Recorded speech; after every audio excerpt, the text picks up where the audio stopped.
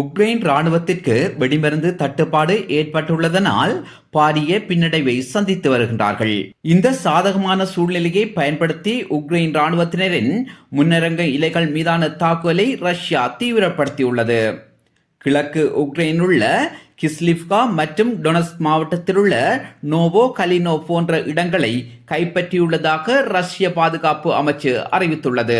கிஸ்லிவ்கா என்கின்ற இடம் உக்ரைன் ராணுவத்தின் கோட்டை என கருதப்படும் குபியான்ஸ் நகரிலிருந்து சுமார் 20 கிலோமீட்டர் தொலைவில் உள்ளது.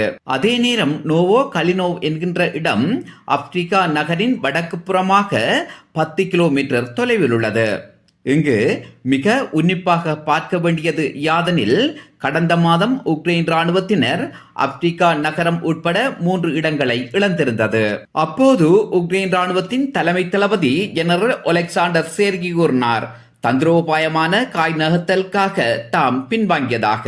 அதே நேரம் தமது படைகளுக்கு வெடிமருந்து தட்டுப்பாடு பாரியளவில் இருப்பதையும் அவர் ஏற்றுக்கொண்டிருந்தார். கிஸ்லிவ்கா மற்றும் நோவோ கலினோ போன்ற இடங்களில் ரஷ்ய படைகள் தாக்குதல் நடத்திய போது உக்ரைன் ராணுவத்தினரின் பலமான எதிர்ப்பை சந்திக்க முடியவில்லை என்று ரஷ்ய ராணுவ மூத்த அதிகாரி ஒருவர் தெரிவித்தார். ரஷ்ய படைகள் கைப்பற்றிய இவ்விரு இடங்களிலும் உக்ரைன் ராணுவத்திற்கு ஏற்பட்ட சேத விவரங்கள் தொடர்பில் எதனையும் தெரிவிக்கவில்லை.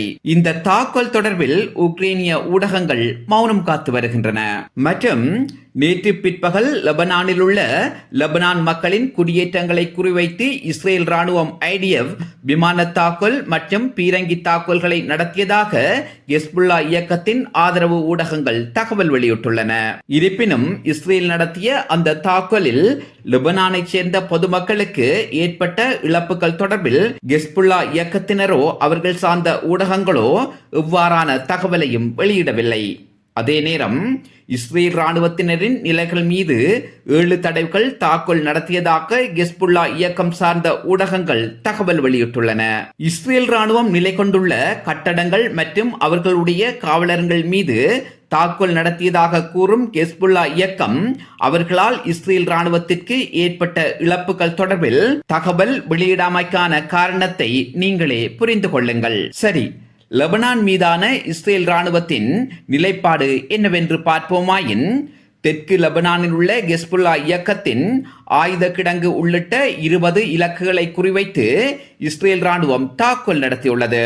இஸ்ரேல் நடத்திய தாக்குதலில் லெபனானில் உள்ள ஹெஸ்புல்லா இயக்கத்தின் ராணுவ இலக்குகள் வெடிப்பதை காட்டும் காணொளி ஒன்றையும் இஸ்ரேல் வெளியிட்டுள்ளது. தெற்கு லெபனானில் உள்ள மர்வாகின் நகர் மற்றும் ஹர்பர்கிலா கிராமத்தில் உள்ள ஹெஸ்புல்லா இலக்குகள் மீது தாக்குதல் நடத்தப்பட்டது. மற்றும் வடக்கு இஸ்ரேலில் உள்ள கிபுட்ஸ், மொசாங்கல் உள்ளிட்ட சிறிய நகரங்கள் மீதும் ஹெஸ்புல்லாவால் சரமாரியாக ராக்கெட் தாக்குதல் மேற்கொள்ளப்பட்டது. இந்த தாக்குதலில் பொதுமக்களுக்கு இவ்வாறான சேதங்களும் ஏற்படவில்லை என்கிறது IDF.